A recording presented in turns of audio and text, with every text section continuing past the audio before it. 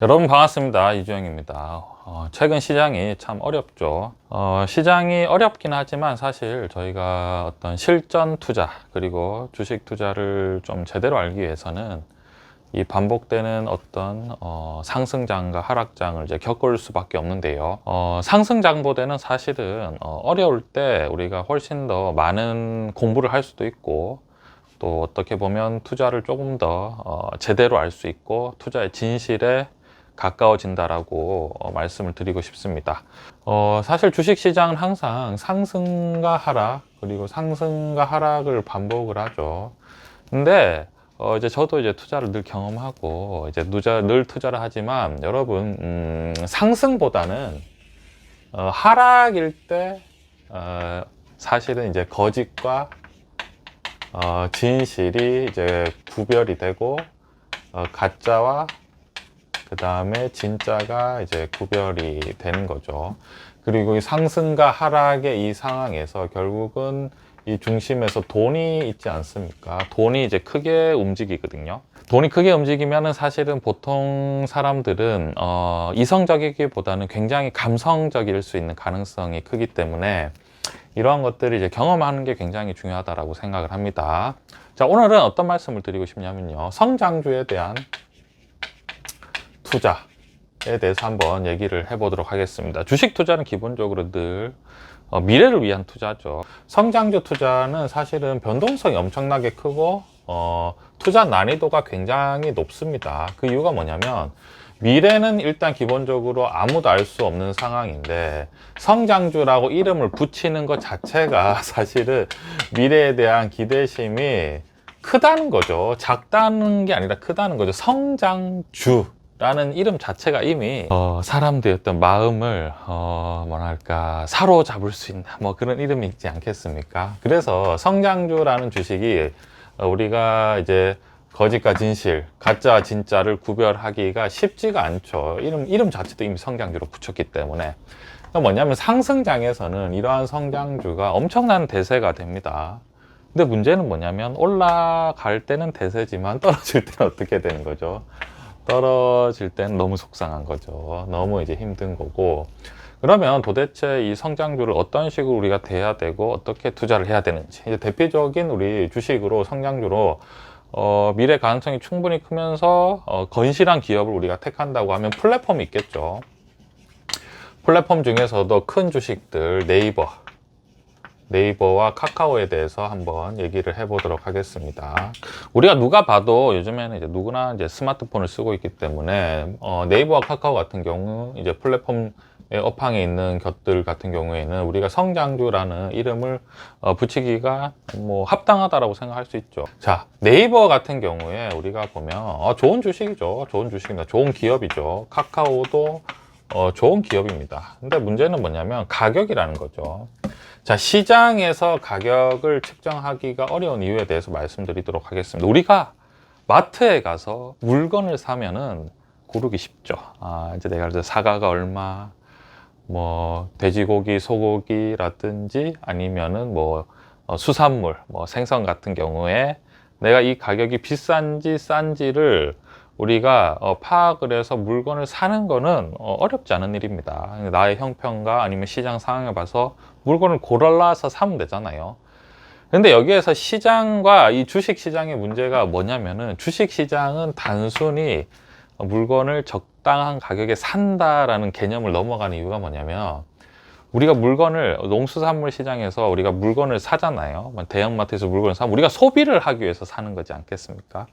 근데 주식 시장은 뭐냐면, 내가 주식을 사서 어떻게 해야 되는 거죠? 다시 되파는 개념이거든요. 그러니까 이게 싸고 비싸고의 그 영역을 넘어설 수밖에 없는 이유가 뭐냐면, 이게 비싸도 내가 더 비싸게 팔 수 있는 기대가 있다라고 하면 어떻게 하겠습니까?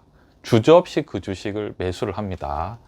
그러니까 이게 상승장에서는 이게 통하는 거죠. 내가 여기에서 살 필요는 없다. 내가 여기선 못 찾지만 여기에서 사서 여기에서 팔고야 말 거다. 근데 고점을 모르잖아요. 그러면은 여기에서도 삽니다. 여기에서 사서 나는 여기에서 팔아야지 라고 되는 거예요. 그럼 합리적인 가격을 구하는 게 뭐 불가능합니다. 왜냐면은 기본적으로 네이버와 카카오를 사서 네이버와 카카오를 사서 나는 뭐 최소 5년에서 10년 동안 내가 그냥 들고 있어야지 성장성 있는 기업이구나. 이렇게 생각하시는 분들은 사실은 100명 중에서 1명 될까 말까죠. 일반 투자자 같은 경우에는요.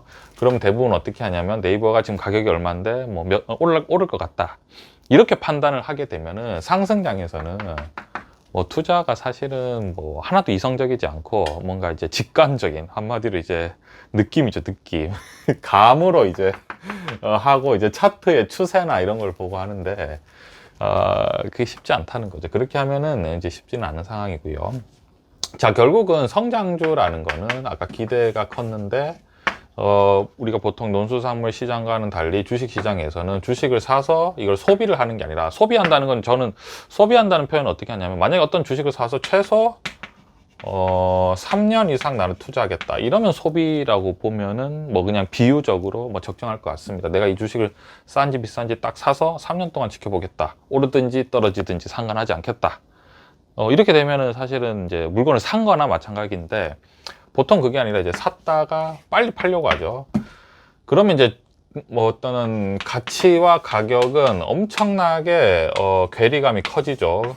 가치는 중요하지 않죠. 가격이 올라가기만 하면은 뭐 가치가 뭐 높으나 낮으나 뭐 그런 게 뭐가 중요하나 뭐 이렇게 되는 상황이지 않을까 싶습니다. 그러니까 투자가, 성장주 투자는 굉장히 어렵다는 거죠, 결국은. 자, 네이버와 카카오 같은 경우에 제가 늘 이제 과거에도 우리가 한참 올라갈 때도 좀 비싸다라고 많이 말씀드렸는데, 그 이유에 대해서 말씀을 드리면요. 네이버 같은 경우에는 2019년, 2020년, 2021년 이제 영업이익으로 봤을 때 1조 1000억, 2019년입니다. 2020년에는 얼마 났냐면 1조 2천억, 그리고 2021년에는 1조 3천억 정도가 났어요. 그러니까 한마디로 거의 1조 조금 넘게 영업이익이 나는 상황이죠. 근데 네이버가 최고점에서는 시가총액이 얼마까지 올라갔냐면 80조 올라갔습니다. 그러니까 80조. 그러니까 80조. 네이버 80조. 그러니까 뭐냐면 1조 정도를 버는데 시가총액이 80조까지나 된다는 거는 시가총액 대비 영업이익률이 뭐 한 1.5% 정도 되는 거죠. 우리가 퍼로 단순 계산해 버리면은, 영업이익을 퍼라고 계산해 버리면 거의 한 70배 수준까지 올라가는 거죠. 그러니까 싸지 않은 거죠. 카카오 같은 경우에는 2019년에 영업이익 2천억이 나고 2020년에 영업이익이 4,500억, 2021년에 영업이익 5,900억이 났는데, 카카오도 최고점을 보면 시가총액이 무려 70조나 됩니다. 그러니까 네이버보다 더 비싸죠. 네이버보다 카카오는 한 영업이익 반 정도가 나는데 시가총액은 거의 다 비슷해진 상황이죠. 자, 이 시가총액이 지금 뭐 네이버 같은 경우에는 40조까지 떨어졌습니다. 그러니까 한마디로 지금 고점 대비 주가가 반토막 났다는 거죠. 카카오는 지금 시가총액이 30조입니다. 고점 대비 반토막을 넘어섰죠. 마이너스 60%가 난 상황이에요. 그러니까 이게 제가 말씀드리고 싶은 게, 그럼 도대체 이런 현상은 왜 일어나느냐? 왜 일어나느냐 하면 결국 성장주기 때문에 그렇죠. 성장주라는 거는 결국은 우리가 주가가 올라갈 때, 주가가 크게 올라갈 때 비싸게 사서 더 비싸게 팔 수 있다. 왜냐하면 네이버와 카카오 지금은 이제 찬물이 확 뿌려졌지만 한참 올라갈 때는 뭐 한도 끝도 없이 올라갈 것 같은 뭔가 기대심이 굉장히 크지 않습니까? 그러니까 성장주는 한마디로 투자하기가 굉장히 어렵고 변수가 많다. 근데 이걸 성장주를 어렵다고 해서 투자를 하지 않으면 어떻게 되냐면 이 주식이 상승할 때 소외될 가능성이 커요. 그러니까 시장에서 소외당하는 건 여러분 생각보다 굉장히 우울합니다. 나만 뭔가 잘 못하는 것 같고 실적주만 들고 있으면 뭔가 좀 스트레스를 받을 수 있거든요. 그래서 소외가 되기 때문에 성장주는 결국은 우리가 포트폴리오로 투자했을 때 만약에 내가 한 100% 정도가 되면은 성장주를 업종별로 적절하게 투자해야 되죠. 저 같은 경우에는 네이버, 카카오를 늘 좋게 봅니다. 아니, 왜냐하면 비즈니스는 굉장히 좋아요. 그죠? 앞으로 누가 봐도 점유율이 올라갈 것 같은데 문제는 너무 비쌌다는 거죠. 지금은 여러분 어떻습니까? 지금은 어때요? 지금 원래 시가총액이 80조에서 40조까지 떨어졌습니다. 그래도 1년에 지금 얼마 벌죠? 지금 2조를 못 법니다. 네이버는 아마 올해도 한 1조 2천억, 3천억 정도 예상이 돼요. 1조 3천억 정도 버는데 영업이익이 영업이익 1조 3천억 버는데 시가총액이 40조다. 이것도 사실은 적절하죠. 사실은 적절하다 생각합니다. 저는 적절하고 아니면 조금 더 떨어질 수도 있겠네요. 그죠? 조금 더 떨어질 수도 있는 상황. 카카오는 어떠냐면 올해 영업이익 1조가 지금 안 날 것 같은데 지금도 반토 고점 대비 60%가 떨어졌다고 해도 지금 시가총액이 30조이죠. 그죠? 지금의 가격도 싼지 비싼지는 또 시간이 지나봐야 아는 상황이다 라는 거죠. 그래서 주식 투자라는 게 우리가 시장에서 어떤 주식 시장에서 주식을 매수를 하면은 이제 가져오는 거죠. 저희가 가져오는 건데 이게 싼지 비싼지 가격을 측정하고 있습니다. 80조에서 40조로 떨어진 네이버 지금 사도 되느냐? 지금 시가총액 지금 영업이익이 1조 올해는 한 1조 한 2천억 정도 예상된다. 카카오는 시가총액이 30조인데 올해 영업이익은 한 8천억 정도 예상이 된다. 지금 사도 되는가? 둘 다 배당도 없습니다.